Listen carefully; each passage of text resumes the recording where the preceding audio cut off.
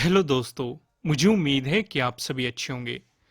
दोस्तों, अब हम एनालिसिस करेंगे निफ्टी 50 का। और यहाँ पे आप देखेंगे एक पर्टिकुलर रेंज भी आपको साफ साफ दिखाई दे रही होगी। इसका मैंने पीछे भी डिस्कशन किया था, लेकिन आज भी इसका डिस्कशन करना काफ़ी ज़रूरी हो जाता है। एक तो हम इसे 15 मिनट के टाइम फ्रेम पे देखने वाले हैं और एक वन डे के टाइम फ्रेम पे देखने वाले हैं। दोनों टाइम फ्रेम पे इसका डिस्कशन करेंगे। और अभी आपने एक और वॉर की न्यूज़ सुनी होगी जो चल रही होगी, लेकिन फिर भी मैं आपको सजेस्ट करूंगा कि न्यूज़ बेस्ड ट्रेडिंग आपको नहीं करनी है, क्योंकि उनका इम्पैक्ट मार्केट पे पड़ेगा कि नहीं पड़ेगा वो एक अलग सिचुएशन है, या कितना पड़ेगा वो भी एक अलग सिचुएशन है, कितना इम्पैक्ट आएगा। लेकिन अगर न्यूज़ बेस्ड ट्रेडिंग के बेस पे आप सेलिंग करोगे कि मार्केट गिरेगा, तो वो एक मतलब अंधेरे में तीर चलाने वाली बात हो जाती है। इसलिए मैं आपको हमेशा कहता हूं कि प्राइस एक्शन को हम फॉलो करते हुए चलेंगे। और ऐसी स्थिति में आपको एक बात का ध्यान रखना चाहिए। वो बात क्या होती है कि आप कैरी फॉरवर्ड मत करें। अब मान लो कुछ लोगों ने सी कैरी फॉरवर्ड कर लिया होगा, कुछ ने पी कैरी फॉरवर्ड कर लिया होगा, और बीच में 2 दिन का गैप है, सैटरडे और संडे। इन 2 दिन मार्केट में हॉलीडे रहने वाला है, और मंडे को क्या सिचुएशन रहेगी ये कुछ कहा नहीं जा सकता इस तरह की सिचुएशन पे, क्योंकि कल कोई बड़ी न्यूज आ जाए। इसलिए बेहतर है कि आप न्यूज बेस्ड ट्रेडिंग करो। मान लो मार्केट गैप डाउन ओपन हो गया, एक एग्जांपल लेते हैं, इस सपोर्ट लेवल पे खुल सकता है, या इस सपोर्ट लेवल पे खुल सकता है, या इस सपोर्ट लेवल पे खुल सकता है। ज्यादा ही खराब न्यूज आई, बहुत ही ज्यादा गिर गया, इस सपोर्ट लेवल पे खुल सकता है। तो हम यहाँ पे अपनी ट्रेड प्लान कर सकते हैं, क्योंकि अगर इतना बड़ा डाउनफॉल आया है तो दो ही पॉसिबिलिटी है, तो मार्केट यहां से भी ज्यादा गिरेगा, यहां से ज्यादा गिरेगा तो हम एक सेलिंग पोजीशन बनाएंगे। लेकिन अगर इस गैप को फिल करने की कोशिश करेगा तो हम बाइंग पोजीशन बनाएंगे। इस तरह की सिचुएशन क्रिएट हो सकती है। हालांकि ये तो जस्ट मैंने एग्जांपल लिया है, क्योंकि इतना बड़ा खुलना, इतना बड़ा गैप डाउन, ये तो बहुत ज्यादा बड़ा गैप डाउन हो जाता है, तो इतने पॉसिबल नहीं है। मतलब होने को कोरोना में हुआ भी था, जब कोविड की सिचुएशन रही थी तब हमने डिस्कस भी की थी चीजें। वो एक अलग सिचुएशन थी, उसे हम ज्यादा डिस्कस नहीं करेंगे।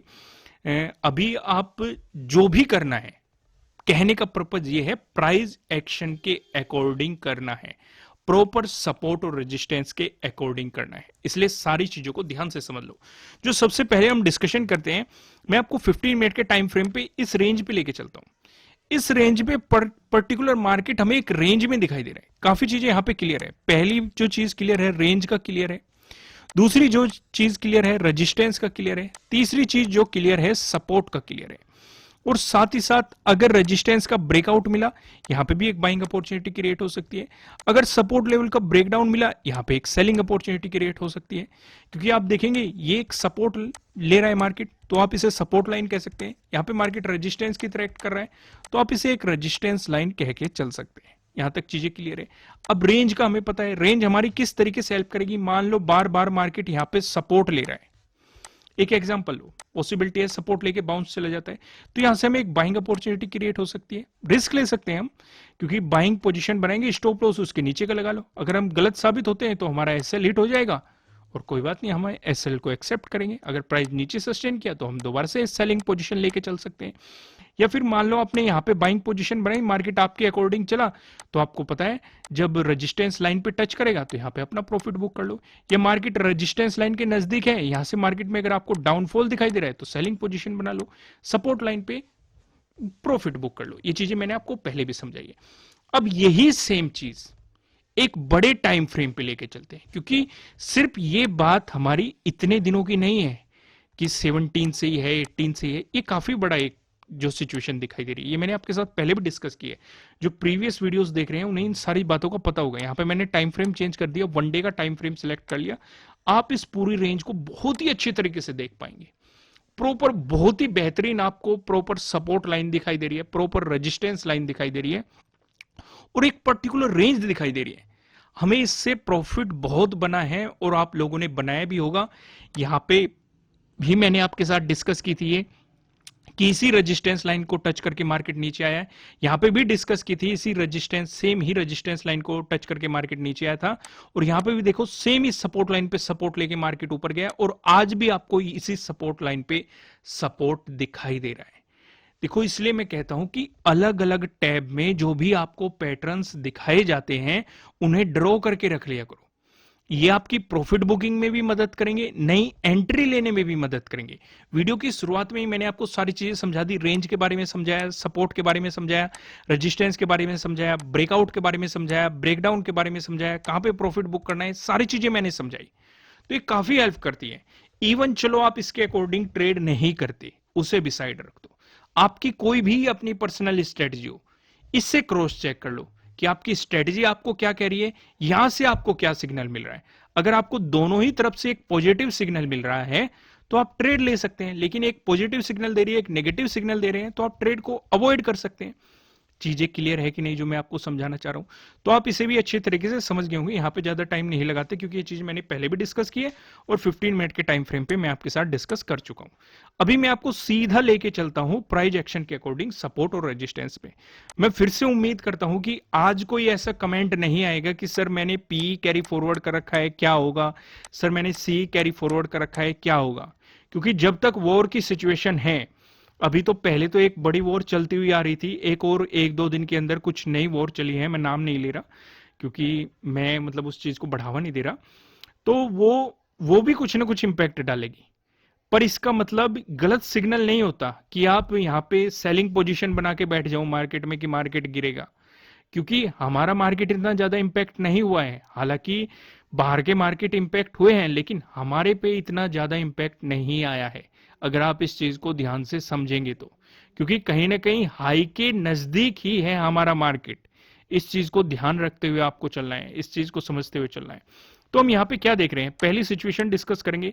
अगर आपको गैप अप ओपनिंग देखने को मिल गई या फिर फ्लैट ओपन होकर मार्केट ने आपको पॉजिटिव मोमेंटम दिखा दिया, दोनों ही सिचुएशन पे जो हमें रेजिस्टेंस नजर आ रहा है, ये 17,850 पे आपको यहाँ पे रेजिस्टेंस देखने को मिलेगा।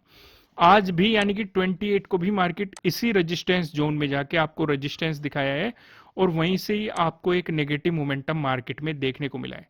अगर इसका आपको ब्रेकआउट मिलता है, उसके बाद जो हमें रेजिस्टेंस नजर आ रहा है ये 18,000 पे आपको अगला रेजिस्टेंस यहाँ पे दिखाई दे रहा है।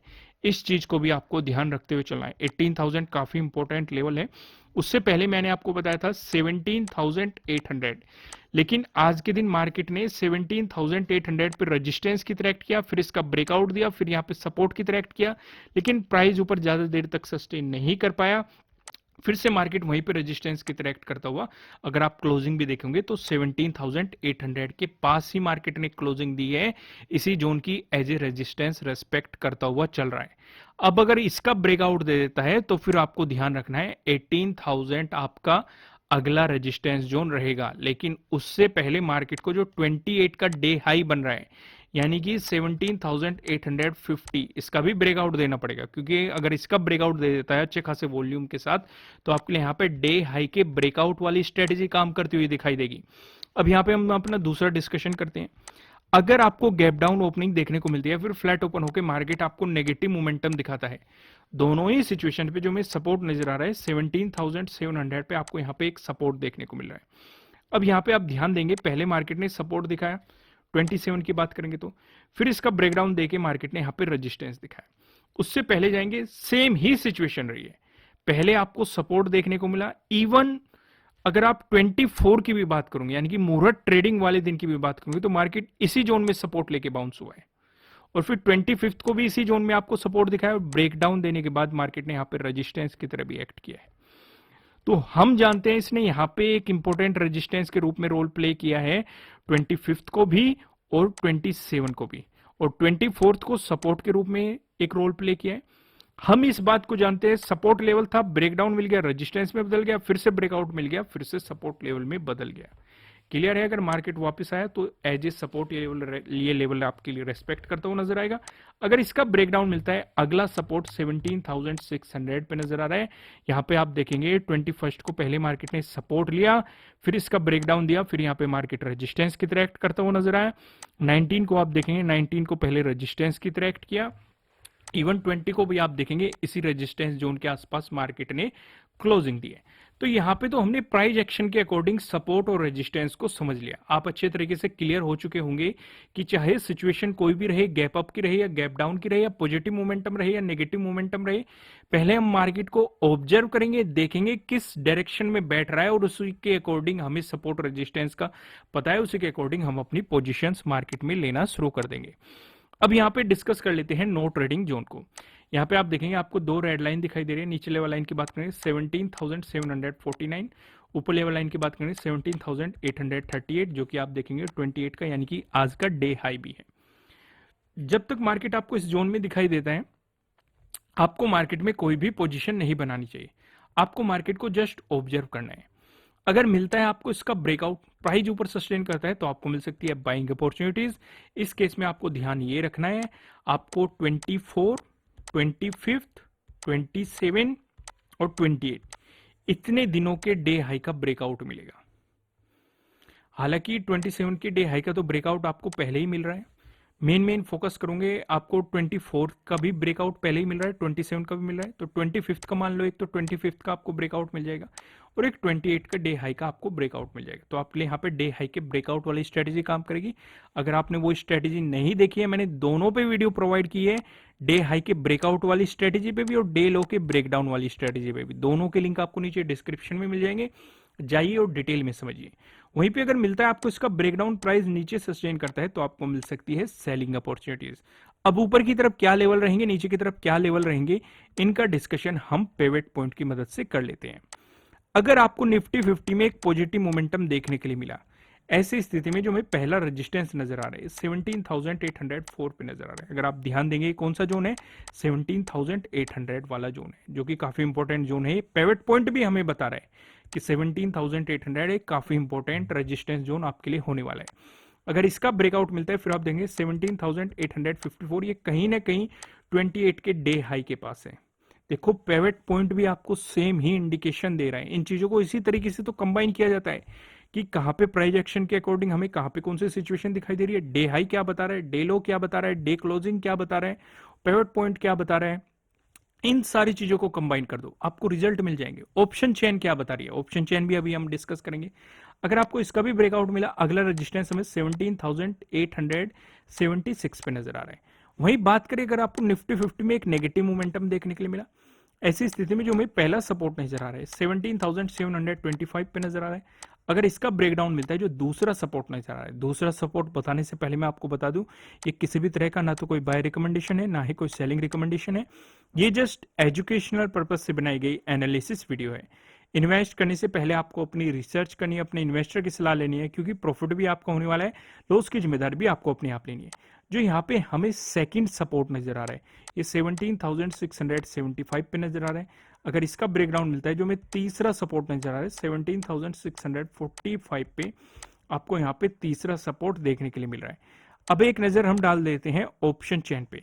यहाँ पे आप देखेंगे 3 नवंबर की हमने एक्सपायरी सिलेक्ट कर रखी है। कॉल की साइड हम देखने वाले हैं रेजिस्टेंस को, पुट की साइड हम देखने वाले हैं सपोर्ट को। रेजिस्टेंस की बात करेंगे तो 17,900 पे आपको एक रेजिस्टेंस दिखाई दे रहा है, जहां पे आप देखेंगे 41.7 लाख का आपको यहाँ पे ओपन इंटरेस्ट दिखाई दे रहा है। अगर इसका ब्रेकआउट मिलता है, फिर आप देखेंगे 18,000 पे, जहां पे आपको 51.9 लाख का यहाँ पे ओपन इंटरेस्ट दिखाई दे रहा है। वहीं पे बात करेंगे आपके लिए सपोर्ट की, तो 17,700 पे आपको एक सपोर्ट दिखाई दे रहा है, जहां पे आप देखेंगे 50.1 लाख का आपको यहाँ पे ओपन इंटरेस्ट दिखाई दे रहा है।